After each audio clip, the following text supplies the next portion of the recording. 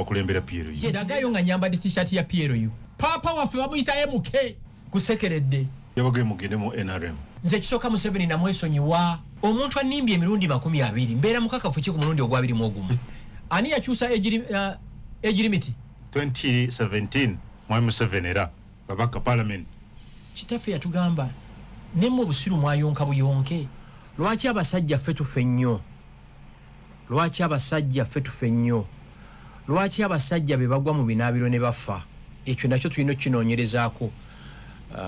General Damulira wa Crime Intelligence ne magambo munoonyereze lwaki bannamwandu be bangi. Lwaki bannamwandu be bangi? Lwaki mu minaabiro abasajja be baseerera ne bagwa ne bafa? Tekitegeeza nti twagala ne bamaama baffe oba basisters baffe oba bawala baffe naye tulina okukinoonyerezaako. Mwe abampuliza ku Radio 4 ne Radio 7 njagala mwenna mu scanning ebifo bye mulimu kaakati bye babazaalamu.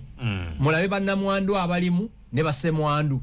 Chances ziri nti bannamwandu bali 8 out of 10 ate basemwandu bali 2. Bannamwandu bangi. Waliwo ekikolwa bakitaffe ne bava ku nsinga essaawa tennaba kutuuka kiki. So mwe abakulira intelligence mu Uganda munoonyereze lwaki basemwandu bangi. Lwaki bannamwandu batono. Lwaki abasajja be baseerera ne bafiira mu binaabiro. Lwaki abakazi bagamba nnyo nti bw'ofiira wano bondeseewa. Omukazi tabiriivinga mbu yasobola okufa. Agamba bw'ofiira wano bondeseewa. Linda ku waliwo muto wange yansesezza. Mukyala we ennaku ezo yamugamba. Muto wange ali below the age of 30. Yamugamba nti bw'ofiira wano obeera ondeseewa. Kwegamba mwe basenga abaffe bawala baffe bamaama ffe abasajja ffe tulina okufa. So bambega magambo Damulira mutubuulire kino kiva kuki? Yajabadde kunyumiza kikwatagana n'ekyo. Just a friend the other day yali ambuulira step mami we yamuga kakati olaba taatawo biki kati bw'afiira wano n'atuleka agenda tuleka atya. Wayita emyezi 5 omukyalo oyo mwennyini n'afa yafaana kikutuko. Oh no, kibi nnyo. Kati you can imagine as if waliwo garanti nti omusajja yalina osooka okukola. Nendowooza Katonda ono mutuufu. Abakyala batendinga okutulera. Maama asobola okusula mu kakiyosiki n'akwata gomesi ye n'agibikka abaana be. Ndowooza Katonda akikola bw'atyo. Nze kyensuubira ku lwange. Bamaama batendinga nnyo okufa ku baana okusinga bataata. Njagala ombulireyo omukazi ayina abaana 40 ku nsi kuno gyali. 40 nga yabazaala. Nedda. Ne waliwo abasajja abalina abaana 12. Ba spam donors. Ye buli wasanze alekawo bulesi. Era mwe abampuliriza essaawa zino bw'oba oyina maama wo ng'akyali ku nsi mugulire kanyamaalye. Mugulire kawayini bw'ataba muddu wa Allah. Bw'aba ate mu katoliki muwe kantu kali kootegedde. Akalye. Mugulire ku Naire Special ba Club Pilsen. Abakatoliki baagala nnyo egyo emyenge ezo. Okitegeera. Bamaama bayita mu bintu bingi nnyo nnyo. Ebimu ne batabitubuulira. Let me give you this story. And it's a true story. Waliwo omwana omuwala yanoba ng'ekimunobya asanze kondom mu nsawo ya bbaawe. Bbaawe yali agenze safari n'akomawo after 2 days. Kati omukyalo ono abaali mukwani parkinga ebintu bya bbaawe n'asangamu condoms 2. Kitegeezemu eba yakoze kuba condoms usually zibeera 3. Omuwala n'atabuka omusajja n'akeera ogenda okukola. Omukazi n'asibamu ebibye. Omuwala n'asibamu ebibye n'addayo ewaabwe gye baamuzaala. Maama baali awo muwala we n'atuuka ne pick up y'ebintu n'amubuuza kiki. Nti maama nnobye. Sisobola. You can't believe what I found out. Nti kiki. Maama toyinza kukkiza kye nalabye nti kiki.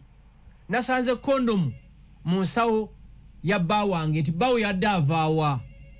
Nti yabadde amaze ennaku 3 nga taliiwo. Nti ekisooka weebaze Katonda nti bw'aba ayenda ayambala kondomu. Ekyokubiri namugamba omanye emirundi gye nasanga taatawo ngali on the top of women. Nkyogere ntya mu Luganda. Bakitegedde. Omanye emirundi gye nakwata taatawo n'omukyalo omulala nga beegasse bali mu kukikolwa n'amugamba return your car reversing emmotoka muddeyo n'amugamba baana mmwe bwe muli manya kye twayitamu ne bazadde bammwe mujja tu respecting be bamaama baatukuza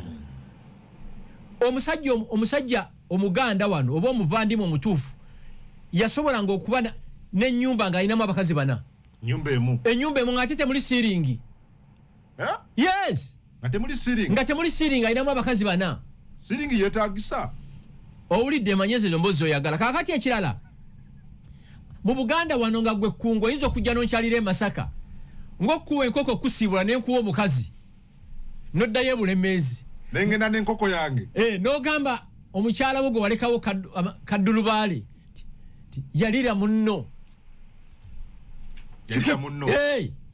ndese abo bamaama baatukuza si bano ba whatsapp I love you darling no those are the mothers that raised us yamugamba omanye emirundi gye nasanga taatawo nga yeegase n'abakazi live n'amugamba singa saagumiikiriza saali bakuziza temwalisomye okitegedde singa saagumiikiriza temwalikuze temwalisomye omuwala n'akyusa pikaapu n'addayo nga kyamugamba ddayo mangu nga bbawo tannaba kudda waka kubanga oluusi yanoonya dde ekikunobya bw'anaakusanga nga wanobye ng'aleeta omulala akitegedde kubira mukama engalo ez'amaanyi pasita Bugingo yakutumidde mundabire nabadde naye yakutumidde nagamba nambuuza ndokukaddi ne mugamba ebira tujja kubyogerako naye ekyokulokoka Bugingo mwagala nnyo nnyo nga gye nkomeza mukwano gwange nnyo njagala Bugingo nga gye nkomeza naye ekigambo ekyokulokoka nze obulokole bwange buli mu mutima si bwakwatula ng'akubuuza nti ate abaana genda n'abaana bo wansanga n'abaana awe gwera nti you create a contradiction omukazi bw'agamba nti anobye naawe gamba nange nnobye bwe muba n'abaana jjaga nti ate abaana baffe sigo wajja nabo wansanga n'abaana awe gugwe nga naye agamba nange najja siina baana bwatya ate yajja n'abaana baava mu lubuto lwani okitegeera ojja kubatuuka lubiza kiringanga mirundi ne bana twafiirwa mirundi oyo mirundi yagamba mbu bw'ozaala ng'omwana ebweru tayiminga ekiro saawa nga 8 weefuule bunno ologootana ogambe abaana b'ebweru mutabaleeta ne bano nja kubatta mukati omukazi bw'awulira ng'ologootanaga munnange oba ebweru waliyo abaana baleete kubanga ye kyabalwanirira ababe baleke kukolaki kufa ne ebintu by'obufumbo mukisa naye nze kino kigamba nnyo abantu bw'oba olina mukyala ng'omwagala nnyo honestly nga mulinawo bye mukoze sooka okebeza abaana bano bakebere bakonfaming nti babo kasita oba confaming property ze mulina ziteeke mu bantu abo basatu gwe maama w'abaana n'abaana why kubanga omuntu yekka asobola okulwanira interest z'abaana bo ng'ovudde mu nsi muno asooka maama mukyalawo owookubiri maama wo okitegedde si baganda bo ekyo nze kyempagira nga gashumba bw'oba olina alla ebintu byakuwadde biteeke mu mannya go n'abaana n'omukyala naye ng'abaana omaze bakolaki bakakasa kubanga kiri ku lekodi wano abasajja abalinamu ku ssente naafa ne tukizuula nti ate abaana waliwo ambuuza lwaki si maama fast maama wo bw'omala okuva ku nsi baganda bo basobola omumanipulatinga bamami baffe bali easily convinced okitegeera so nekya maama wange tasobola kuprotectinga interest z'abaana bange kusinga maama waabwe tekisoboka kantino kankikubulye omanyi nti omukazi asobola okwetunda ku sipiiki awo ng'aweerera abaana makerere bangi bamanyiddwa emirimu bagita neeko waliwo omuganda wange kabandana owa PLU abayita banneeko neekolera jange waliwo sisitawo asobola okwetunda aweerera abaana bo tekisoboka tekiriyo ate mu abasajja mbagamba mwe mukole bino ebintu abaana mubakuze nga balina empisa mubatwale in the best schools ever be batalifuuka kye mwagala gwoligamba nti nze ogwange nagukola ki nagukola okay kyekyo so ono yabadde ngambe akakkane bintu abiteeke mu manya g'omukyala mu basatu tokikolanga omuntu akyasinza obusiru ku nsi kuno obusiru obuyonke obusiru obuzaale ye musajja ateeka ebintu manya g'omukazi omuntu akyasinza obusiru ng'obusiru yayonka buyonke yayinza okuteeka properties ze mu manya g'omukazi abamwagala love kankusese bw'ogendanga ne love ogendanga n'obwongo obwo togenda na mutima gwokka both genda n'omutima kwe kwagala n'obwongo tokolanga ekintu kyonna ng'oli mu love oba ng'oli mu busungu obungi oyinza okiriguleetinga lwaki olowooza kya busiru okola ekyo si gumu si ebiri si basatu si bana mikwano gyange bemmanyi abaali bakikozeeko n'ateeka ebyapa manya g'omukyala n'afuna misunderstanding nga toyinza birivasinga kankube omugago sijja kumwogera yalina ebizibu bya ssente nga banka zaagala kwataakinga bintu ebimu ne Uganda Revenue Authority nyakyuse n'agamba mukyala wo omanyi nyina challenges baagala kwataakinga maali yange kankyuse ebintu bino mbiteeke mu manya go kati nabeera ne challenges zase n'agamba naye omanyi katundeko property emu sasula amabanja gonna n'agamba omukazi I've taken a decision kino ekizimbe njala kukitunda sasula amabanja gonna mbe n'emirembe omukazi n'amugamba bino bintu by'abaana si bibyo by'abaana si bibyo naye ng'omusajja ebimenyeka n'abikola okitegedde nze nyina abantu abali e Japan abali e Canada abaliwo n'apakasa ng'ali eyo musiru omusajja ng'ebintu abiteeka mu mannya g'omukazi mwe abali ebweru bw'oba opakasa n'owezaawo akasente komawe Uganda ekintu bakiteeke mu mannya go kati singa oyo gobadde oyogera ku Mwami Gashumba yali yakiteeka nga bw'oyogedde mu mannya g'omukyala naye n'abaana baali mukkiriza okutunda yes abaana bategeera ensonga challenges kitaabwe zaayitamu okitegeera n'ekyo osobola n'okugenda mu kkooti n'owaaba nekino omuntu kasita omuntu oteeka ekintu mu mannya ge kiwedde tokyakinako control nze nkigamba nnyo abasajja towanga omukazi ekintu ky'oyagala omukazi muwe ekintu nga ne bwe muwa ekyanze tekikuluma katulaki oyagala ateekebwe the three should be on the titles but she's the mother of my children ayenkera bwagangenze linda kate bwagenda nabyo kampani gye bayita Gashumba family erimu ba shareholders basatu abali principal Frank Gashumba mukyala we n'abaana you get it neze Gashumba nga nkwata property nga ngiteeka mu mannya g'omukazi bw'obusiru bwa kikaaki kitanga ne gyali azuukuka ku olwo tekiriyo mukazi mwagala nnyo I love her so much she's amazing naye sisobola bw'aba ngamba nti tali sekiwa nange tubiteeke mu mannya g'abantu bameka basatu bwe ndiba nvudde ku nsi kuno ye ne yeetaba n'ebyana ne biri emaali yange ne bigimalawo ogwo gwabwe ate n'ekira nze kungu nze ku nsi kuno ndivinga nga agenda okufa enkya ate ne ndivinga nga agenda okumala emyaka 8 nze ndi obulamu nze wensanga akanyama akokya akalungi akonkagula ka wayini bwe mansobodde n'enkanywa nze nsula bulungi nsula musuuka 7 thread za white esuuka Barack Obama mwasula nange mwensula okitegeera ndo perfume ze baalagira ontegeera sente Katonda yampa zaaki obere bulungi Gashumba mbeera ntya nga nyina sente n'ezijanjabirwa kalwalyoko ku kyalo badokita 6 balina okuggwayo bankebere kyekitawanya Gashumba yes there is a reason why Katonda sente yazimpa kuzeeyagaliramu obeera otya n'ebizimbe 8 mu Kampala ng'olya mmere abatembeyi gye batembeya olina ebizimbe 8 n'osanga omuntu alina ebizimbe 8 naye nga buno obwana obusala enjala obutembeya bwe busala enjala ze kati Katonda sente yampa zaaki you get it Katonda akuwa sente olivinga obulamu obulungi kyova olaba abasajja abakopi mu Uganda bwe bafa abaana baabwe bali emaali yaabwe ng'abawendule omusajja oyina ebizimbe 8 oyambala bino ebigatto biniigi n'ebiwunya olusu n'oyambala bino ebisuuti ebimasamasa nga ambulance you get it nze era mbyewuunya n'olaba omugagga avuga landikuruza omuloodi landikuruza ze batemeramu ebisagazi ekata ne Abu Dhabi taba mugagga oyo taba yo fake master kabaliga kankubuulire omuloodi omugagga gwe bayita omugagga avuga emmotoka nga baji measuringa ku size ye omusajja no omugagga n'afiiramu haliya ena airbag emu endala ya switching off. You get it? Katonda akuwa sente akola atya alinyisa obulamu bwo. Ngenda kumwogerako tajja kunyigira.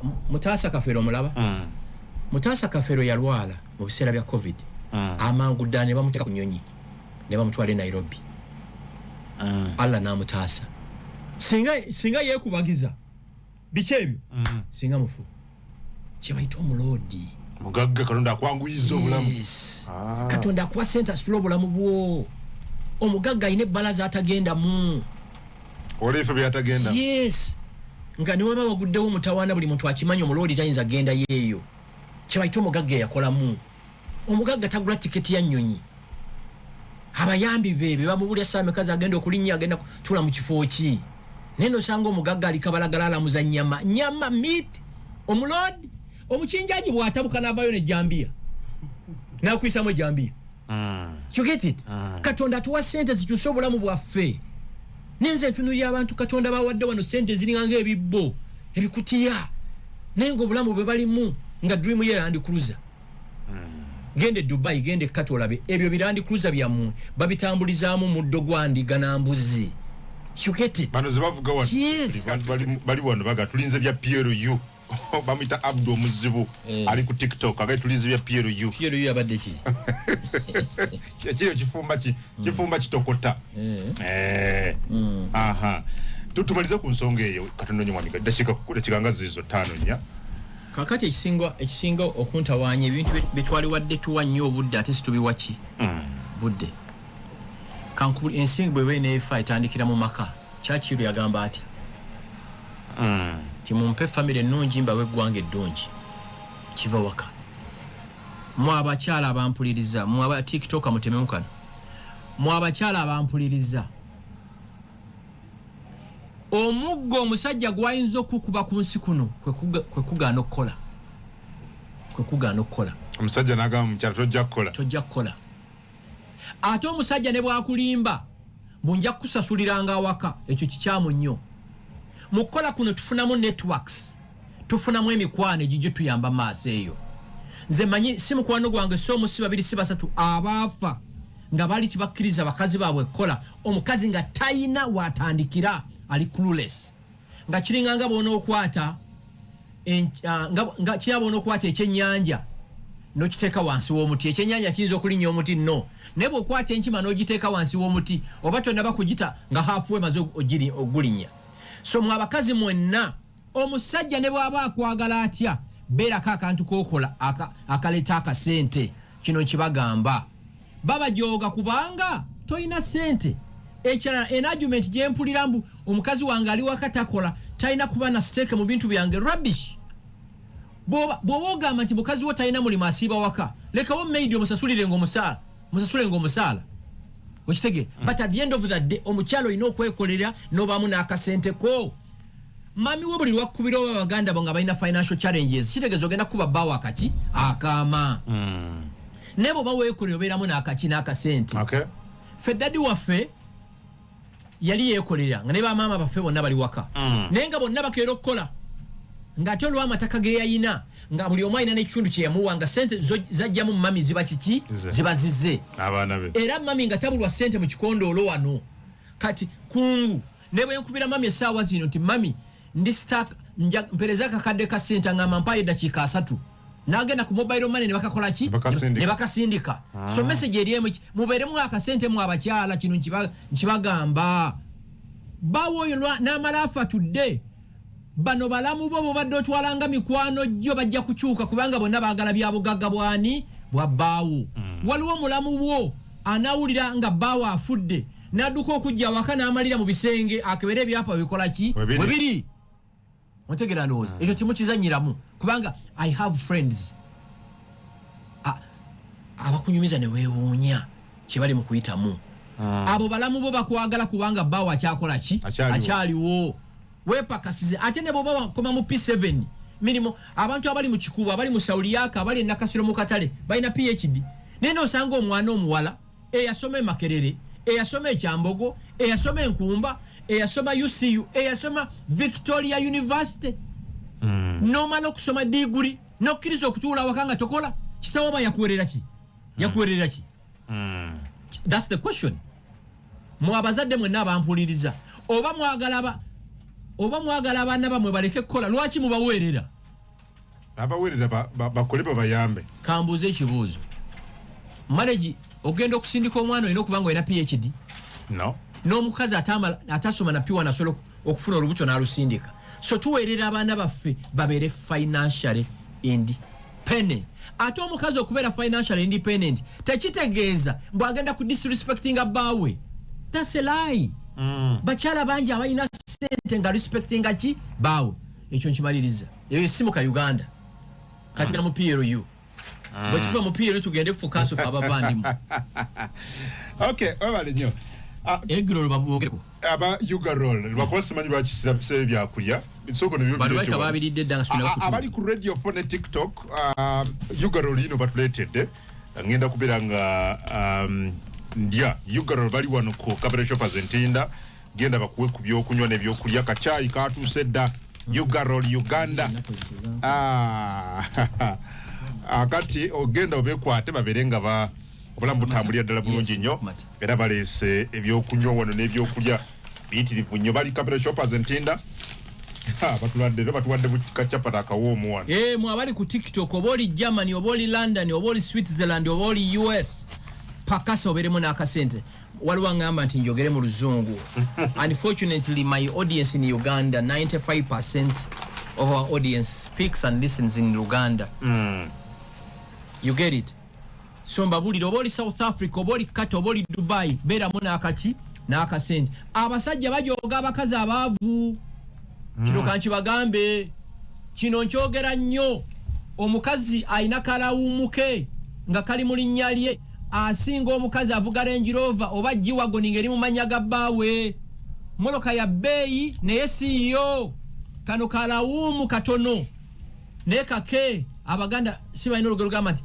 kange kasinga kyaffe kange ate Obote yagamba you rather be a king in hell than a servant in heaven mukiwulire Dr. Milton Obote former President of the Republic of Uganda yagamba you rather be a king in hell than a servant in heaven akitegedde kubira mukama engalo ez'amaanyi ntandike nakukwatibwa ku nnaku ki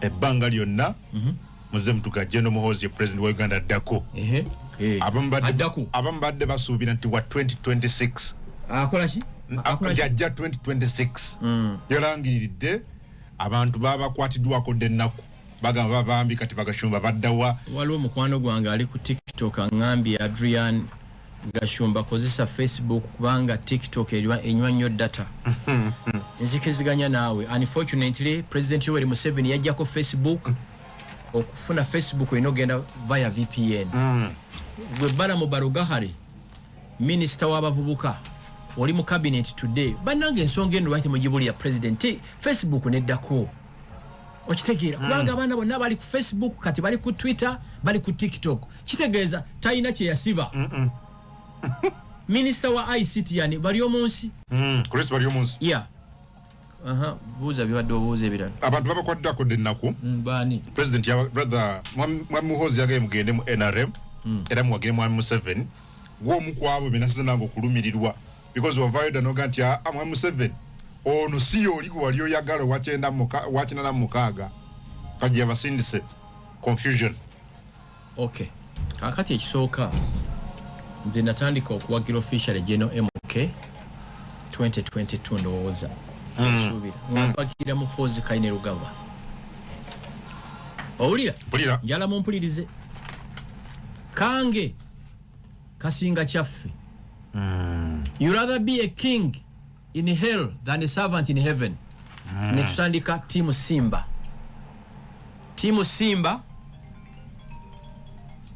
nga be bantu nganze ababelieving ati General MK aina all the qualifications of leading this country netutandika Team Simba netutambula eggwanga bitwali tusobola Baramu Barugahara, now minister, Nankuba Akama, Nanga Mr. Gashumba. We can perform better, singa tufuko omu. Nemubuza, what do you mean? Nangamba tutandike chintu majinge team Simba, tukole chibaita MK Ame. Tukola MK Ame. MK Ame ne tutambula Uganda yonna, twakola ebintu bingi, ne tutekawo okulonda n'ebirala. Kati nga waliwo MK Ame ne team chairman. Group zali bbiri ezalina amaanyi, yali MK Ame ne team chairman. Kati waliwo omujega ali mu kunyigula kuba njogedde ekyo. Tewalina bantu wemanyi, tewalina bantu okujjako okwepanka n'okutambula nti olowooza nga Katonda. Toyina bantu bakukyawa tebakwagala. Wetegedde waliwo kiso obubi. Waliwo kiso obubi. Twali e Kabale nga boogera forces eziriwo, team chairman abantu bakuba olukwe. MK Ame endulu nevuga n'ab'ekigali bajuulira. Yebo yayita timu ye teri n'omu yayimuka. You get it? Ontegerano yetegedde sijja mu mentioninga. Mwogere. Sijja. Entalo kati nzireducinga ku menu yange nzireducinga entalo. Okay. Nzireducinga.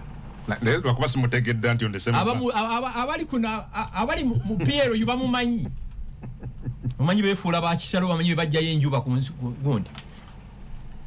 Kakati in his wisdom General MK n'akirabanga waliyo MK Ame, waliwo MK Ame ne team chairman.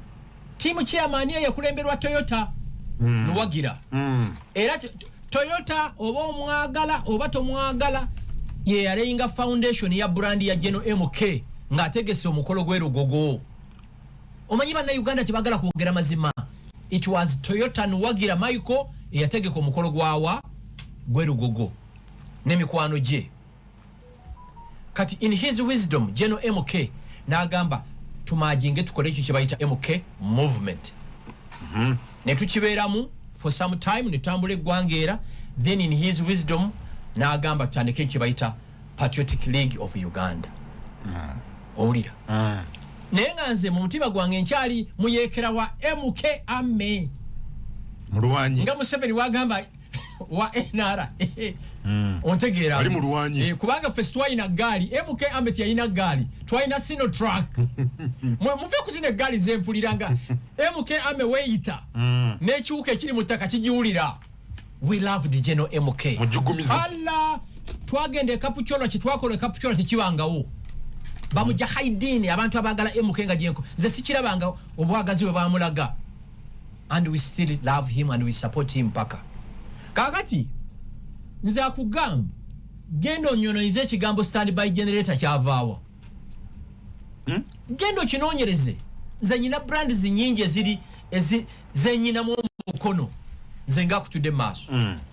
Ffe nga tugamba MK ye standby generator nga tubagamba situmanyi di kungu ndayiranga ntya Allah wano nteekawo omukono gwange guno njagala ondeetere eddoboozi nga Gashumba nti MK agenda kujja mu 2026. Lireete sikulyangako nga magamba MK is our next president. Enkofiira ezo zonna ze mulabako nti MK is our next president, it's me. Ezo t-shirt zonna ze mulaba ze nazibrandinga va kuza team chairman. Mutegera ndoza. Lwakuba waliwo abantu abagala okwefuula mbu be bakoledde nnyo MK era ffe tubadde twapulinga baka singa okyegendereza. So stand by generator MK is our next president. That has been me. Nakugamba mutaka bwalwa ku kyalo asobola okumanya nti enkuba egenda kutonnya nti akaleka sitakavaawo enkuba egenda kutonnya. Signs zizo nazibadde ziraga nti number 1 wakola ki? Komawo. Okitegeera. Kizibu nnyo MK okujja mu 2026. Nabagamba omanyi Bannayuganda bo boyagala bakwagale balimbe. Babulira amazima bajja kuvuma but after some time bajjaga musajja tukola ki? Yatugamba. Olya? Nakugamba nti signs zonna ziri very clear. It was last week. nti 2026 Ssaabaalwanyi akola ki adda akoma wekirala mwenna abawagizi b'emukenjana mukimanye General MK is a serving military officer, a foster general. He can only be retired from the military by the commander-in-chief, who is President Yoweri Museveni. Nga tannaba mulitayalinga maje tayinza kujjayo ki mpapula. Era boleta amaloboozi wali nabagamba last time wano nti tusabe Ssaabaalwanyi tumwegayirire alitayalinge empologoma yaffe ejje empapula. abyogere wano nze sina kye nayogera kye mutagenda kulaba. Buuza ekirala kyo nkimaze. Ekirala mwenna nze sifunangako masimu gage nafunye weekend. abantu gabaga alla bwagizi ba Piero yu. Ekirala nze ngenda myaka 5. Okiwulira? Nakula tugamba Yesu agenda kujja ne kakati nkyalinda Yesu. Oba nkyalinda Yesu gwe sirabangako ate muke gwenda bako. Nja kumulinda. Nkiddemu nakulaba nga Yesu akomawo. Kitange nafa nga Yesu takomyewo. Bajjajjange ne bafa nange enkuze Yesu taddanga. Oba nsobola okulinda Yesu nti adda gwe sirabangako ate muke gwenda bako. Nja kumulinda era nja mu supporting. ati musigadde wolo Tubaddewa. yabage mugende mu NRM. Tubaddewa. Nze ndagawo office we mbadde ntuula wali ku kitebe ndagawo tieno ye office yo. Nze office yange limu industry. Nkyembuuza. Ndimuzaako ki mu abambadde bamuwagira. Ye abawadde amagezi muwagire mwami Museveni. Ani. Tokusubira okujja. To disagreeing. Terms and conditions. Radio 4 na Radio 7. Sikulide bulungi. Terms and conditions. Teri anjawula ne muke. Ebyo byonna bi PRU. Ebyo byajja buzi. Papa waffe bamuyita MK. Ontegeera? Ndagayo nga nyambadde t-shirt ya PRU. Njindage. Oli omu ku bakulembera PRU. Yes, nendaga nga nyambadde. Temusoma lines. Sejjukira kulaba ng'ojambadde. Zempagira muwozi Kayini Lugaba. Ng'omuntu. Anti yasonze. Bwasonga ate ffe tuli mu magye. Nze Kashumba tebantowera order. Siri mu police kyovola sayingira magye siri mu police. Ow'amagye owa police gwe bagali nnya lolegende mu bendera agirinnya. Okitegeera? Ojasugala ku ye yekka. That is all. Okitegeera? Bwanankuba akama ng'owoluganda n'angamba muganda wange kino kye nkusaba tukole. Oyinza okukirowooza. Ontegeera ndowooza. Terms and conditions. Okitegeera ndowooza. But for now it is him and that is it. Nze mpagire MK. Nakebedde mu wardrobe yange branding materials ennyine ez'MK sibalina kumanya. Enkofiira, amatishati. Omwana atukolera graphics yankubidde gwe nanga Mr. Gashumba. Bino ebintu twabikola did. My God. Bitwa branding. It was not easy okubrandinga General MK. Waliwo omusajja sijja kukyogera yaŋŋamba nti Gashumba watutta nti kiki. Watuguze ekintu kitwali twasuubira nti omuntu ayinza okigula. Kiki nti MK. Ffe twatandika okuwagira MK ng'abantu bakutunda batya n'okutya. Surprising Katonda n'amuteekako amafuta ensi n'emusiima. You get it? Did this come? Linda ko family yange yatuuka n'okuntuuza ti kino kikyolimu. Nti kiki mutegeeza. Ng'omuliro mungi. Ne mugamba ekisooka muzanyise ekintu kyonna njagala smooth transition of power. Ekyokubiri kye yakola ekyayongera omunyagaza ennyo kwe Kristo walinga enkolagana ya Rwanda ne Uganda. Abantu bafa abakijjanyizibwanga ne babasiba ne babakola ki ne babakuba emigo kakatumbavu ke bayita kasika asimwe owulira ndooza ke kakirimu. Omanyi nti Uganda ne Rwanda katazirwane. Kati nze buli lwe nnyinyi ngende Rwanda ngamba weebale MK. Buli banansi ya Rwanda bajja mu Uganda ne bazaaki MK. Did this come as a surprise? Wakyewuunyiza? Wiiki ewedde ku Twitter nateekayo ki? Babulira abantu. Kyewawandiika ku Twitter? Ekiriwa wandiika bingi. Wawandiika bingi. Mirundi agambanga atya ti maya anzaala amagulu. Okiwulira? Wateekayo ki? Genda ku Twitter handle yange okebere. Kubanga kyemmanyi wateekayo ebintu bingi. Actually kuva nakiteekayo nayongeddeyo ekintu kimu eggulo nga nzija wano ku I think ku TV. Kati ngenda kujja wano. Ku radio. Kebera. Okay, ndi wano ku Twitter handle yo. Wateekayo ng'ogamba ni wano ndaba retweeting ebintu bingi njagala ekyo kyenyini ky'opositinze kebera kyengezaako okunoonya wano waliwo kyabateeka nti fact 100% oka video kali awo eyo fact mbeera ndi then waliwo ndaba kitunyuke bino nga bikadde ero naawe olabe kati wasuze na mama gundi Rahma big announcement loading kakati waliwo 5 days ago wateekayo big announcement loading kuliko 500 comments kakati fe tuliwo obwana obukola Vaticano nakamula okutegeera kumbe wali okitegeddeko kubanga abantu badde bagamba ne bagashumba bakabanda babalamu baani executive ya PLU ndino babitegeredde ku Twitter eyo gisome 5 days ago mwami Gashumba yateeka ku X handle ye like a big announcement loading no komao ninsirika abantu abalina obuyinza mu government eno temubamanyi n'abalina information what send a message Allah wakiba mubadde mutanso tunda card sibyange bajja bana bayjege bajja bino byani bibino kandabe bamuyita mulindwa Ryan Chibedi agambye atya babadde batanso okutunda card before even registering a party ali ku TikTok obiwulidde Chibedi kati ekyo kibinyo bwe kiba kibaddewo kibi nnyo temusobola kugamba nti mulwanyisa buli ake ate nebera foundation y'ekibiina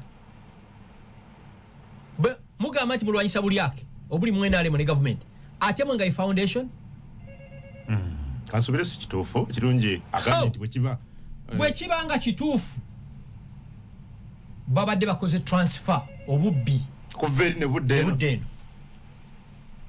kati tuwadde tugenda kubeera nanjawulo kina nuupu ati mwena sigala nga mukola ki as ekisinde bulijjo tukola ki mugenda kusigala nga mutambula ne ku lwokuna tulina events nga mubunyisa njiri kyolwo nakugambye from day one ffe tuwagira General MK okitegeera nekirala some of us tuli mu kino ekintu olw'okwagala eggwanga ate kiki yatugambye mwami Gashumba tewali nti President Museveni oluvaako bw'ati anaamudira mu bigere tasobola kuba civilian alina kuba either mu poliisi oba munnamagye anti nakugambye ng'oyalaba na Uganda bakwagale balimbe kati gw'okirawo civilian okutaking over Yoweri Museveni but the law allows every Ugandan whether na Uganda yenna constitution ya 1996 tebajamendinga bajamendinga mu 26 2019 tebagiddamu baze bamendinga nze Gashumba ku myaka gye ndiko sikyali mu comedy reality so the truth is reality after mwami Museveni denga nyingira wano ng'oyogera mbuno reforms tebaagala amagye kubeera mu bululu si bwe kiri maawa ayagala kuleeta gundi eyo ono bagobamu otya ng'olwere bali mu kibuga barracks teziri mu Kampala za UPDF ne ku nguudo mbalaba kwe bali nze myaka gye ndiko sikyazanya kyova olaba sikyali mu relationship za kuzanya you get it kano mazima don't be fooled bw'oba owuliza radio 4 ne radio 7 ng'osuubira muhozi kaine Rugaba CDF nti ajja kuwa obuyinza nkusekeredde mwe abavubuka mugende mwepakasize mukole buli mulimu oguleeta akasente muhozi abayamba n'ababuulira ate gano ge mazima amazima gennyini agawedde mu abaana abawala oba oli mu Uganda oba oli mu nsi ki beeramu n'akasente mu abaana abalenzi abali below the age of 35 mupakase mubeeremu n'akasente tewali MP ali kununula teri kansala alinunula bulamu bwo teri meya alinunula bulamu bwo gw'ojja okwenunula nga ggwe si munnabyabufuzi kati kankubuulire kino President Museveni are taking over Masaka 1985 I think I was either in P5 or P6 ulira ne tutambuza ebigere okuva Villa Maria ogende Masaka okulaba Museveni nze gwe kusooka okulaba General Salim Saloyo nga musajja muwanvu ayina enviiri nga bolaba Bob Marley enviiri ze yayina n'okulaba lweje mwoyo mwaka ki 1985 kuli Recreation Square muhozi we twabadde naye ne Museveni we yali awo nziko kusobola Museveni yali ayambadde uniform ya majenga agifoldinze ngandi mwana twalutekako kigere mailo 14 Olya muganda wange yoyo mulala kati ali mu police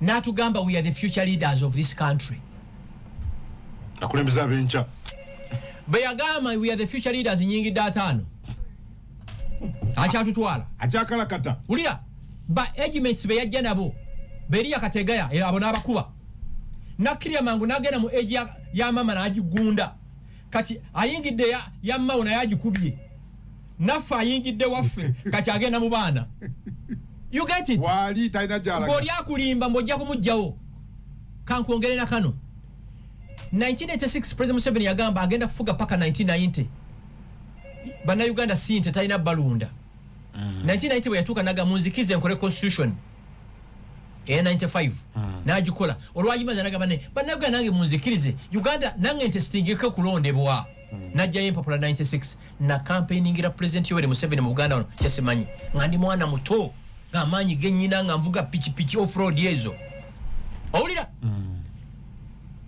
96 akalwako mukajjukira akekiveera nakawangula sirabanga bantu bayaniriza Museveni omanyi bebalangirira akalu President Museveni yasangibwa ali ntebe mu State House nadde Kampala ekyali ekibuyawo ngoyinzo gamba ntino Papa Francis ajja abantu obungi ebiseera byo ngatambulira mu G-Wagon ya white 96 1998 nagamba nti ne bwatali wangudde kalulu tiyalidde kwandinga over buyinza 1999 amama gundi Dr. Kiza Besigye nagamba Kategaya nagamba amama Mbabazi amanya mushega nti Yoweri Museveni tagenda kukoma 2001 acha continuing ne bamugamba don't insult us. You think President Museveni can amend the constitution of Uganda? Bili mukaga niya chusa constitution. Yeah. Bili etano. Nagamba mama Mbabazi tandika okutegeka 2011 2016 sidda. Olya 2011 we yatuuka nagamba oba yamugamba ki tegeka 2016 amama nalenga infrastructure nti agenda kutaking over Yoweri Museveni 2016 2013 2014 Museveni naliawo the entire infrastructure ya mama Mbabazi 2016 tiyajja yempapula ajjayo ani yakyusa age limit 2017 Mwami Museveni era babaka parliament kitaffe yatugamba nemu obusiru mwayonka buyonke bwe yatabukanga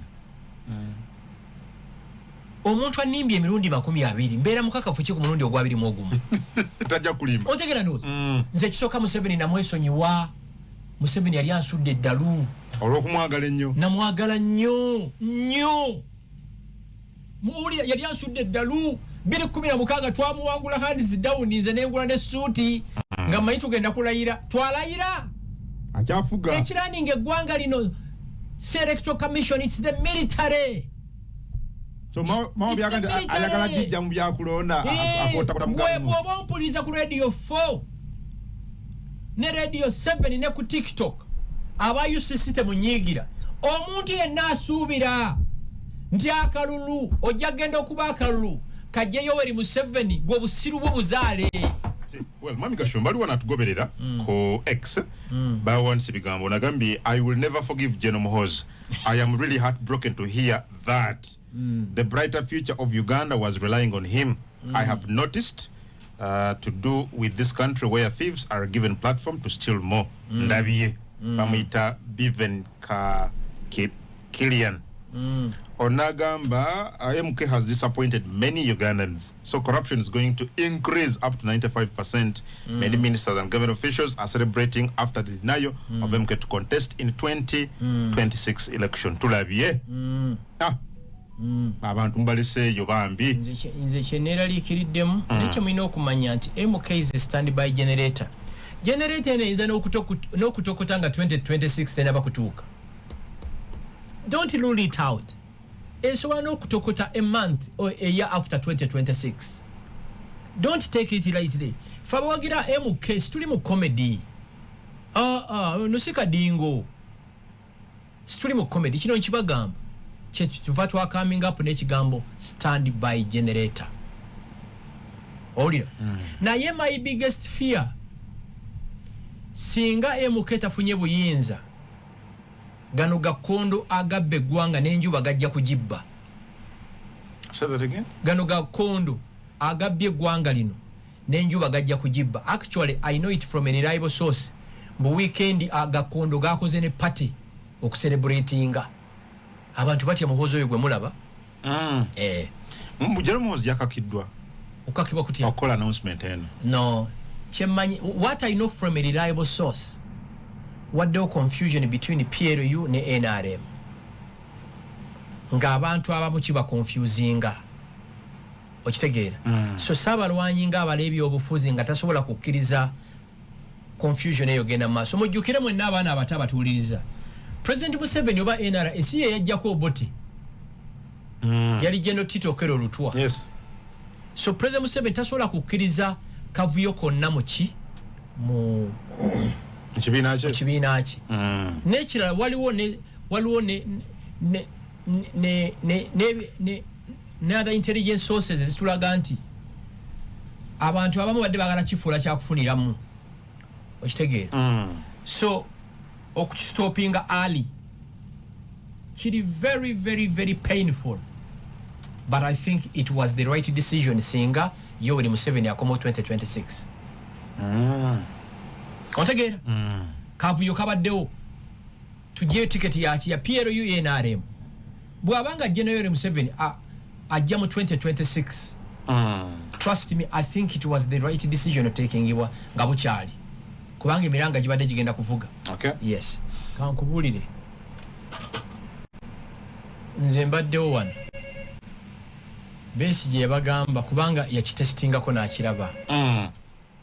Kyagu n'agamba mbw'ogamba otya mu Uganda tewaliyo democracy nga wakayimirawo emirundi 3 4. Ti democracy ekolera kwero si ku bakansala, ku babaka, ku bammeeya weekoma ne kweri Entebbe. Yo kimanyi atanse campaigns president kati alumba Eastern Uganda. Laba atambula. Atandise ndoza leero agenda mu East. Owulira? Yatandise. Olita kulimba. Olikinga bwana akugamba mbosobola okukwata ku njuba. Tekisoboka. Kyawo ni bwana agamba mukungu osobola okufuuka paapa. Tekisoboka. It's impossible. Nze abagamba mbimanyi. Kuba bano abantu bonna nze mbeera nabo. Manyi bwe balowooza. Owulira? Boba Kyagulanyi bamwagaza kimu kuteekawo purported opposition. Gwagamba mw'onojjako abaakwata obuyinza n'emmundu nga bakuba kati ya gaasi omala wiiki namba olisiivinga nkoko waka na mbuzi mbokukulisa okufa kuliko obusajja nga kakanisita kapapajjo kati yagenze Bungereza bajjeno sali musale bamugisha muntu bayina ebipapajjo by'amasasi mu mibiri gyabwe.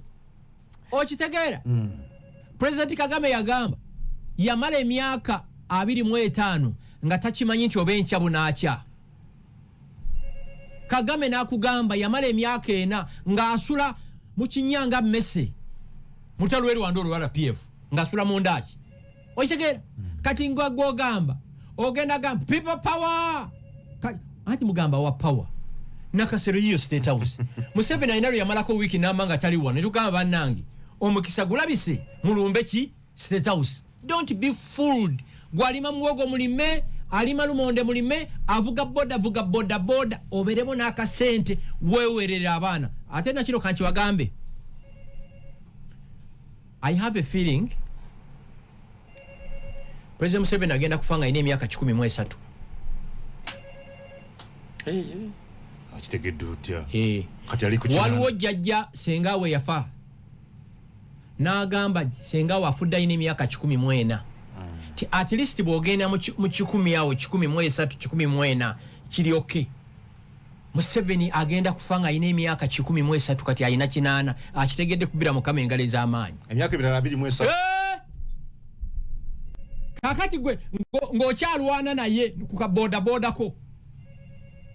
Kino nkibagamba okujjako nga mu kalulu akajja olina political office yo skimming genda mu kalulu. Bw'oba tolina political office yo skimming omukozi alina okuba ng'ayogera Oluganda ng'ayogera Olunyarwanda ng'ayogera n'Oluzungu. Luganda, Lunyarwanda and English. Kubanga abantu abasinga betufune waffe abayina ebizibu bamiddwa passports, bamiddwa national IDs, boogera Luganda, Lunyarwanda na Luzungu. Okay, mwagala mu office. Mu office. Okay. Yeah, I know no chiyasoma sikikulu. Na I know kubanga ategeera what Council for Abavandimwe stands for. Okay. Era kube namba eno 708 500 444. All right. 500 708 500 444. Oba osobola n'okuba eryendala 704 555 555. Maliriza nga mbagamba bwe nti kati kawedi mu mingo shumba kagwayo kati eno radio ya sebo situli ku obulango abatu wa business situli ku UBC situli ku NBS eno radio yaffe yabazukulu bani bakabalega ne Lwabugiri mwebale nnyo tuwuliriza tusinkane next week on Monday tusinkane ku Monday week ejja inshallah next week entogeja kubedda mu kusawa sare zo kumacha